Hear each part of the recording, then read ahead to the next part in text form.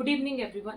जिस तरह से मैंने आप लोगों को बताया था कि ईपीएफओ की क्लासेस जो आपके मेन सब्जेक्ट्स हैं industrial relations, labour laws and social security, वो मैं यहाँ पर आपको कवर करवाऊंगी। और मेरा मेन मोटिव रहेगा कि हम लोग बेसिक से पढ़ें, ठीक है, क्योंकि काफ़ी सारे जो स्टूडेंट्स हैं यहाँ पर साइंस स्ट्रीम के भी हैं, ठीक है, एंड बायोलॉजी के भी हैं। तो मेरा मेन पर्पज़ रहेगा, सॉरी, ह्यूमैनिटीज़ के। तो मेरा मेन मोटिव यहाँ पर रहेगा कि आप लोग बेसिक चीज़ों को पढ़कर, ताकि आप आराम से एग्जाम में, ठीक है, अपना रिवीजन कर सकें और आपको अच्छे से समझ में आए। तो आइए स्टार्ट करते हैं हम सबसे पहली क्लास अपनी इंडस्ट्रियल रिलेशंस की, ठीक है। सबसे पहला है हमारा, देखिए, इंडस्ट्रियल रिलेशंस को पढ़ने के लिए सबसे पहले आपको जरूरी ये है कि इंडस्ट्रियल रिलेशंस का मतलब क्या है, ठीक है, व्हाट इज इंडस्ट्रियल रिलेशंस, ठीक है, और कंपनी में या फिर आप कहिए वर्क प्लेस पर इंडस्ट्रियल रिलेशन कैसे आपके इफेक्ट होते हैं, ठीक है। तो इंडस्ट्रियल रिलेशन का मतलब ही इसके आपके वर्ड में ही छुपा हुआ है। सबसे पहले आता है रिलेशंस, ठीक है। तो रिलेशंस कहाँ पर? इंडस्ट्रीज में जो रिलेशंस होंगे, ठीक है। अब रिलेशन इंडस्ट्रीज में किसके? वर्कर एंड मैनेजमेंट के जो रिलेशंस होंगे, ठीक है। तो इंडस्ट्रियल रिलेशंस का बेसिकली मीनिंग ये है, relation between the worker and management, ठीक है, in the industries, and these relations are influenced by perceptions and attitude of the workers and management। ये है आपका बेसिक लैंग्वेज में, अगर लेमन लैंग्वेज में मैं इंडस्ट्रियल रिलेशन का मतलब बताऊं, relation between the workers and management, and these relations are affected or influenced by perception and attitude of the workers and management.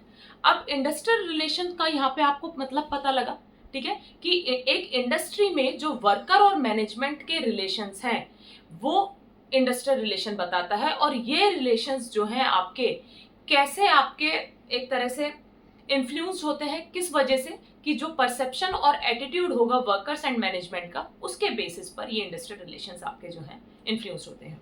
अब what are the objectives of industrial relation अगर हम बात करें तो देखिए, सबसे पहले है आपका relations between management and workers, ठीक है। सबसे पहले आपकी ये लाइन हो गई, दीज रिलेशंस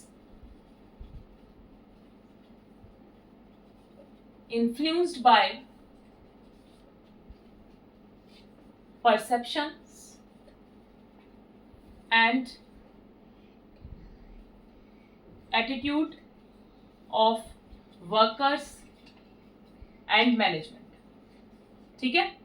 अब आता है what are the objectives of industrial relation. तो ऑब्जेक्टिव्स की अगर हम बात करें तो ये होगी आपके, देखिए, सबसे पहला ऑब्जेक्टिव क्या होगा किसी भी इंडस्ट्रीज में इंडस्ट्रियल रिलेशंस का, ठीक है। ऑब्जेक्टिव ऑफ इंडस्ट्रियल रिलेशन सबसे पहले है आपका मेंटेन करना इंडस्ट्रियल पीस, ठीक है।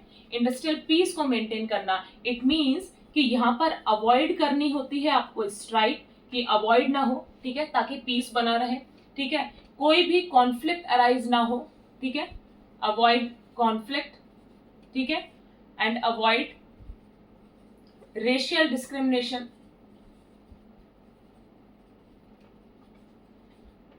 ठीक है।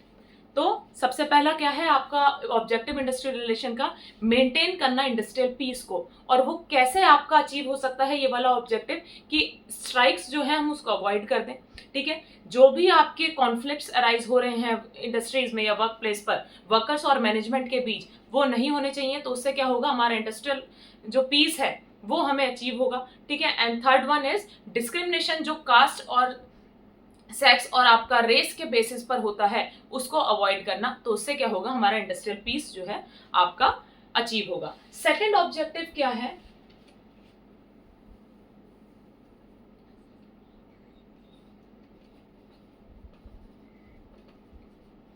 बेटर कोऑर्डिनेशन एंड कम्युनिकेशन, ठीक है, better coordination and communication. Better coordination and communication जो है आपका, ये सेकंड ऑब्जेक्टिव है इंडस्ट्रियल रिलेशंस का।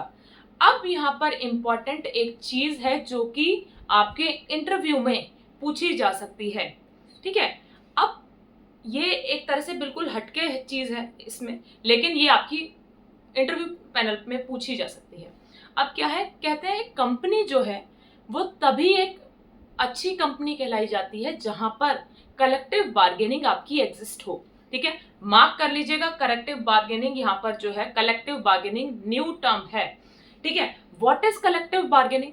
देखिए, according to international labour organization, according to the ILO international labour organization, collective bargaining का मतलब क्या है?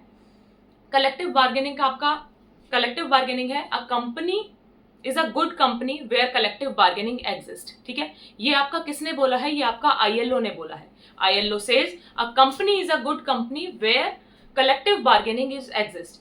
अब यहाँ पर बात आती है कि कलेक्टिव बार्गेनिंग क्या है। तो देखिए, कलेक्टिव बार्गेनिंग है according to supreme court of India, ठीक है, collective bargaining is a technique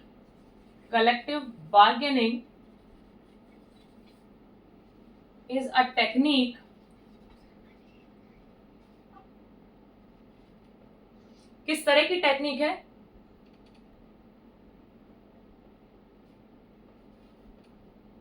to resolve the conflicts or disputes between management and workers। ठीक है, तो आपने क्या पढ़ा है? सबसे इंपॉर्टेंट चीज देखिए यहाँ पर क्या है कि इंडस्ट्रियल रिलेशन क्या था आपका? इंडस्ट्रियल रिलेशन है क्या? एक वर्क प्लेस पर relation between the workers and the management, and these relation influenced by the perception and attitude of the workers and management. ठीक है, ये इंडस्ट्रियल रिलेशन है आपका।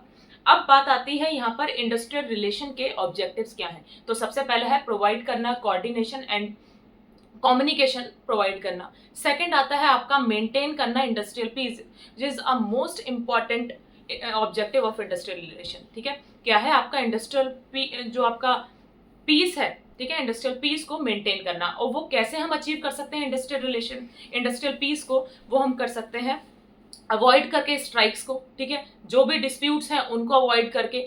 ठीक है, एंड थर्ड वन इज आपका अवॉइड डिस्क्रिमिनेशन। ठीक है, ये हो गया आपका। अब सेकंड चीज आती है आपकी एक इंपॉर्टेंट टेक्निक जिसको बोला जाता है कलेक्टिव बार्गेनिंग। तो सबसे पहले एक चीज है कि यहाँ पे आप नोट बनाकर लिख लीजिएगा कि according to the industrial labour organization या फिर ILO says a company is a good company where collective bargaining exist. ठीक है, अब यहाँ पर पूछा जा सकता है कि भाई कलेक्टिव बार्गेनिंग आपकी है क्या? तो कलेक्टिव बार्गेनिंग आपकी क्या चीज है?